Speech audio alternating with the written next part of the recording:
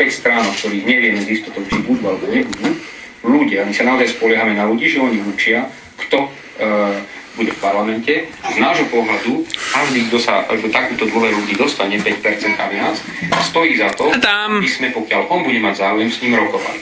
Keď niekto nebude chce s nami rokovať, tak nebude, samozrejme neurazíme sa, bude to jeho slobodná voľba. Kto bude chcieť, s tým budeme rokovať. A čo bude pre vás teda to ešte ale nebude znamenať, že súčasne to bude aj nutne náš koaličný partner. No a my máme dva také piliere, ktoré sú pre nás najdôležitejšie. Je to sociálny pilier, sociálna politika a národ. Ale postav sa, na nožky sa, postav sa pekne. Postav sa. S nami majú väčšiu šancu tie strany, kde nájdeme to najširší postav sa. Tak. Na realizovanie hore, styk. Tém. A opačne poviem, a ďalej sa už asi myslím nedá zájsť, že Počkaj. tu musia byť strany, ktoré budú na témach aj stoj. Pusť sama, pusť.